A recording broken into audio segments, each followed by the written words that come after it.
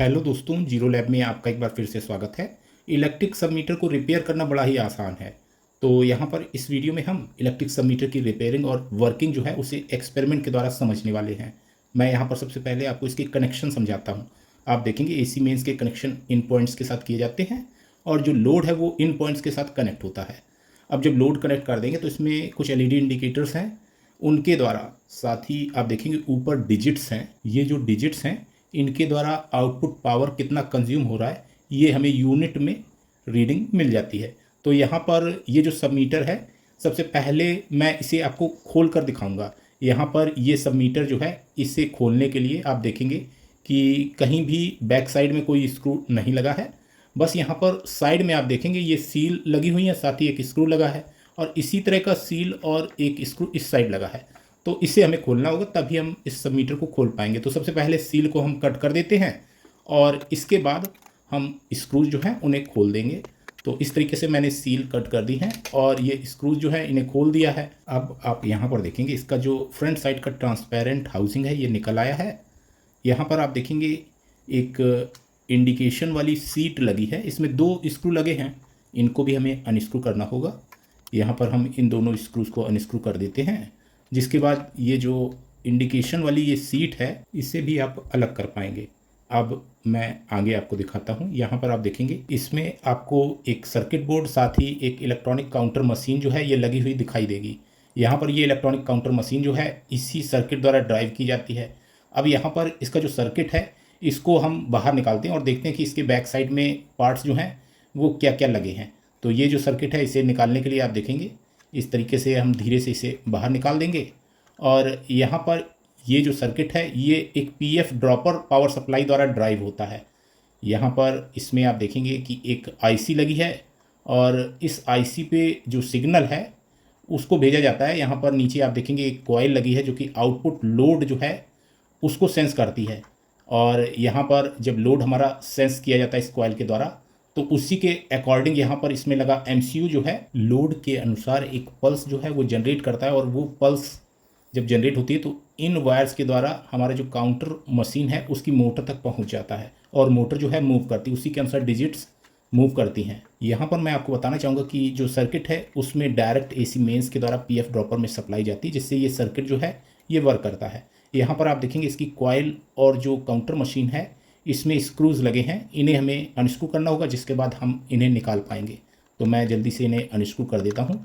यहाँ पर आप देखेंगे मैंने स्क्रूज जो हैं उन्हें अनस्क्रू कर दिया है। इसका जो इलेक्ट्रॉनिक काउंटर मशीन है ये निकल आया है। यहाँ पर मैं आपको बताना चाहूँगा जो हमारे इलेक्ट्रिक सब मीटर होते हैं इनमें कोई बड़ी कमी नहीं आती है, इनको आप बड़ी आसानी से ठीक कर सकते हैं। अभी आपको आगे मैं एक्सप्लेन करूँगा।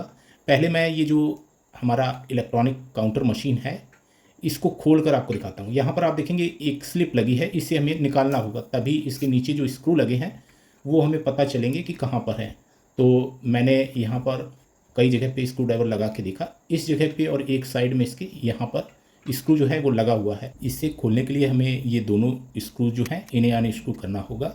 यहाँ पर आप देखेंगे मैंने दोनों स्क्रूज को अनस्क्रू कर दिया है और इस तरह से इसका अपर हाउसिंग निकल आया है। यहाँ पर आप देखेंगे इसमें एक मोटर लगी हुई है। ये मोटर आपने देखा होगा जो हमारी वॉल क्लॉक होती है उनमें भी इसी तरह की मोटर का इस्तेमाल किया जाता है। ये सिंक्रोनस मोटर है और सिंक्रोनस मोटर जो है ये स्टेप में रन करती है। जैसी फ्रीक्वेंसी जो है इलेक्ट्रिकल पावर सोर्स द्वारा इसे मिलती है उसी के अनुसार इसका गियर जो है वो रोटेट करता है। हमारे इलेक्ट्रिक सब मीटर में जो लोड कनेक्ट है उसी के अकॉर्डिंग फ्रीक्वेंसी जो है एमसीयू द्वारा इस सिंक्रोनस मोटर में भेजी जाती है। यहाँ पर आप देखेंगे कि ये जो कॉइल है ये आउटपुट लोड में ही कनेक्ट है और इस कॉइल के द्वारा ही एमसीयू में जो है सिग्नल पहुंचता है। यहाँ पर मैं आपको बताना चाहूँगा कि अगर इलेक्ट्रिक सब मीटर की वर्किंग आप समझते हैं तो निश्चित ही आप उसे ठीक कर पाएंगे, क्योंकि जब आप इसे खोलेंगे तो आपको ऐसा लगेगा कि ये तो बिल्कुल ख़राब है, ये ठीक नहीं होगा।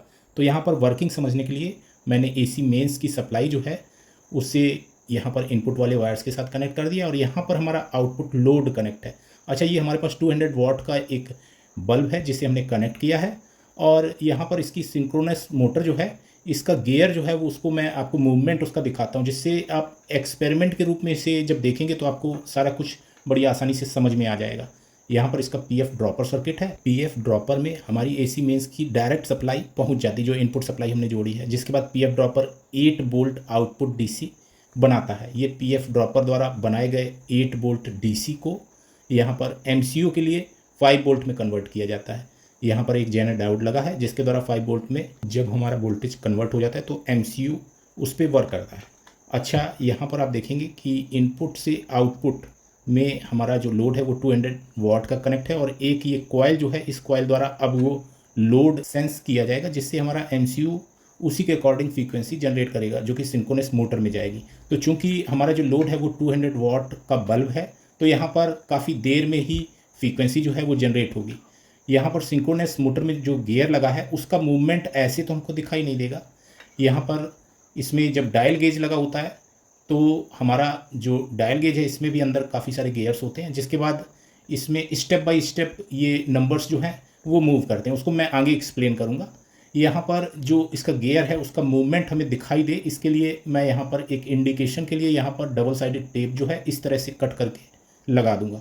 अभी यहाँ पे हमने डबल साइडेड टेप जो है उसे लगाया है, और मैं उस पर भी अभी आपको एक इंडिकेशन बना दूंगा जिससे कि आपको उसका मूवमेंट जो है वो समझ में आए। तो मैं ये सब सेट कर लेता हूँ। यहाँ पर आप देखेंगे मैंने डबल साइडेड टेप की एक तरफ रेड इंडिकेशन बना दिया जिससे मूवमेंट आपको समझ में आए।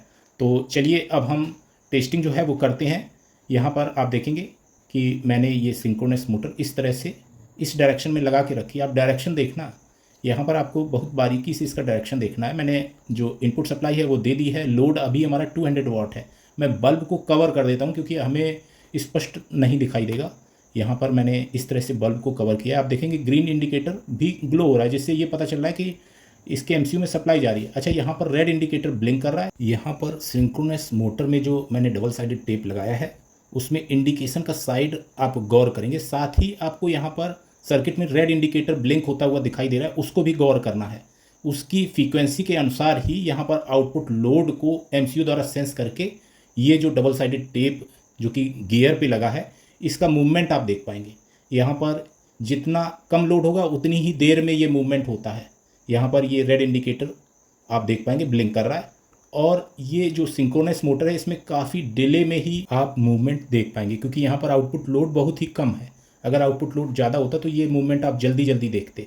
तो यहाँ पर आप देखेंगे कि काफ़ी समय हो गया लेकिन अभी तक मूवमेंट नहीं हुआ है। चूँकि हमने बल्ब के ऊपर एक गत्ते का कवर लगा दिया तो वहाँ से भी आप देखेंगे स्मोक आ रहा है। तो जल्दी से मूवमेंट हो जाए जिससे कि मैं यहाँ पर इसमें सप्लाई देना बंद करूँ। तो यहाँ पर आप देख पा रहे हैं कि ये मूवमेंट हुआ। इसको मैंने स्लो मोशन में भी आपको दिखाया है। यहाँ पर जो मूवमेंट होगा वो इसी तरह से होता है, काफ़ी डिले में अगर लोड कम है। तो ये आप देखेंगे जब टेस्टिंग करेंगे अपने मीटर में, सब मीटर में, तो आप सोचेंगे कि आपका सिंक्रोनस मोटर ख़राब है, लेकिन इसका मूवमेंट काफ़ी देर में होता है। तो ये टेस्टिंग में नहीं समझ में आता है। तो ये चीज़ आपको क्लियर हो गई कि यहाँ पर हमारे इलेक्ट्रिक सब मीटर की सिंक्रोनस मोटर जो है वो कभी ख़राब नहीं होती है। अब हम इलेक्ट्रिक सब मीटर को कैसे रिपेयर किया जाता है उसके बारे में जानते हैं। तो उसके लिए अब मैं आपको सर्किट को नज़दीक से दिखाता हूँ। यहाँ पर आप देखेंगे कि जो हमारा इनपुट मेंस है उससे 2 वायर कनेक्ट हैं, फेस और न्यूट्रल से। तो यहाँ पर ये जो 2 वायर्स हैं यहाँ से ब्रेक हो सकते हैं या फिर यहाँ PCB की जगह से ब्रेक हो सकते हैं। ये आपको सबसे पहले देख लेना है। अगर वायर ब्रेक हैं तो आपको इन वायर्स को दोबारा से सोल्डिंग कर देनी है। यहाँ पर 220 वोल्ट मिलना चाहिए। इसके बाद आप देखेंगे कि बैक साइड में एक PF लगा है। ये PF ड्रॉपर का PF है। कई बार ओवर वोल्टेज आने की वजह से ये PF जो है ये फट जाता है। मैं PF की वैल्यू जो है वो आपको दिखा देता हूँ। ज़्यादातर इसमें 414 के 440 वोल्ट का PF जो है ये यूज़ किया जाता है। अच्छा, यहाँ पर ये PF भी अगर सही है तो फिर इस PF ड्रॉपर सर्किट में जो डायोड लगे हैं इनकी आपको टेस्टिंग करनी है। ये डायोड भी ख़राब हो सकते हैं। 1N4007 के ये डायोड्स हैं, और अगर ये शॉर्ट हैं या ओपन है तो इनको आप रिप्लेस कर सकते हैं। यहाँ पर एक फ़िल्टर कैपेसिटर यानी इलेक्ट्रोलाइट कैपेसिटर 1000 माइक्रोफैरड और 16 वोल्ट का यूज़ किया गया है। ये इलेक्ट्रोलाइट कैपेसिटर भी फट सकता है। यहाँ पर 8 वोल्ट आपको इस इलेक्ट्रोलाइट कैपेसिटर पे मिलेगा। अच्छा, इसके अलावा ये जो एक और इलेक्ट्रोलाइट कैपेसिटर है इस पर आपको 5 वोल्ट मिलना चाहिए, क्योंकि इसमें एक जेनर डायोड जो है वो लगा होता है। यहाँ पर आपको 8 वोल्ट मेजरमेंट करना है, 8 या 9 वोल्ट। यहाँ पर आपको 5 वोल्ट मिलेगा। 5 वोल्ट इसलिए मिलता है क्योंकि इसमें एक जेनर डायोड जो है ये लगाया गया है जो कि 5 वोल्ट का जेनर डायोड है। तो यहाँ पर कैपेसिटर पे 5 वोल्ट ही आपको मिलेगा। यही सप्लाई हमारी 5 वोल्ट की MCU में जाती है। यहीं पर आप देखेंगे ये जो सर्किट है इसके MCU में आउटपुट लोड के अकॉर्डिंग जो इसमें एक कॉइल लगी है, मैं आपको यहाँ पर नीचे कॉइल दिखाता हूँ। इस कॉइल द्वारा आउटपुट लोड सेंस किया जाता है। उसके वायर्स जो हैं यहाँ पर कनेक्ट हैं सर्किट में। ये वायर भी ब्रेक हो सकते हैं, इन वायर्स को आपको देख लेना, ये वायर ब्रेक तो नहीं है, कॉइल कभी खराब नहीं होती है। अब आप यहाँ पर देखेंगे जो हमारी सिंक्रोनस मोटर है उसके भी वायर सर्किट में कनेक्ट हैं। अच्छा, ये सिंक्रोनस मोटर आप टेस्ट कर सकते हैं, टेस्टिंग प्रोसेस मैंने आपको बताया है। अगर इसके वायर ब्रेक होते हैं तो वायर की आप सोल्डिंग कर दीजिए। इसके अलावा आप यहाँ पर देखेंगे कि छोटी छोटी असेंबली रेजिस्टेंस लगी हैं। इन रेजिस्टेंस के ओपन होने पे भी हमारी सिंक्रोनस मोटर जो है वो मूवमेंट नहीं देगी, जिससे कि हमारा मीटर जो है वो रीडिंग नहीं दे पाएगा। तो इस तरीके से सर्किट में आपने देखे कि ये सभी पार्ट्स एमसीयू के साथ कनेक्ट है, और एमसीयू द्वारा सिग्नल जब भेजा जाता है तो ये एलईडी भी ब्लिंक करती है, और उसी के अकॉर्डिंग यहाँ पर हमारी सिंक्रोनस मोटर जो है ये मूवमेंट करती है। यहाँ पर मैं आपको बताना चाहूँगा कि जो हमारी ये सर्किट में पावर सप्लाई लगी है वो पावर सप्लाई पीएफ ड्रॉपर वाली, जिसकी वजह से हमारा एमसीयू जो है वो ख़राब हो सकता है। तो ऐसी स्थिति में आप इस सर्किट को बिल्कुल भी रिपेयर नहीं कर पाएंगे। चलिए अब हम इस इलेक्ट्रिक सबमीटर की जो डिजिट काउंटर यूनिट है उसको खोल कर देखते हैं। इसमें 2 स्क्रू हैं, इनको हमें सबसे पहले खोल लेना है। यहाँ पर आप देखेंगे हमने स्क्रू को अनस्क्रू कर दिया है, और इस तरह से हमने ये प्लास्टिक पार्ट जो है इसे निकाल दिया है। आप देखेंगे कि जो इसकी डिजिट काउंटर यूनिट है उसमें 2 गियर्स लगे हैं, और यही दोनों गियर्स जो हैं हमारे सिंक्रोनस मोटर के साथ में कनेक्ट रहते हैं। एक गियर के मूवमेंट को दूसरे गियर में ट्रांसफ़र किया जाता है, और ये हमारा मेन गियर है। इसी के मूवमेंट से हमारे जो डिजिट्स हैं उनका मूवमेंट होता है। यहाँ पर आप देखेंगे कि रेड वाला जो डिजिट का मूवमेंट है वो जब एक रोटेशन कंप्लीट कर लेगा तब वो एक स्टेप हमारे अगले डिजिट को मूव करेगा, और उसके भी जब पूरे एक रोटेशन कंप्लीट होंगे तो हमारा जस्ट उसके आगे का एक डिजिट मूव करेगा। इस तरीके से जब फुल रोटेशन कंप्लीट होता है तो वो अगले डिजिट को ट्रांसफ़र करता है। यहाँ पर इस तरीके से ये हमारा डिजिट काउंटर यूनिट काम करता है। तो इस डिजिट काउंटर यूनिट की वर्किंग भी आपने समझी किस तरीके से ये काम करता है। अगर आपका कोई प्रश्न या सुझाव है तो मुझे कमेंट सेक्शन में आप लिख सकते हैं। उम्मीद करता हूँ आज का वीडियो आपके लिए हेल्पफुल रहेगा। आज के वीडियो में इतना ही। Thanks for watching. Have a nice day.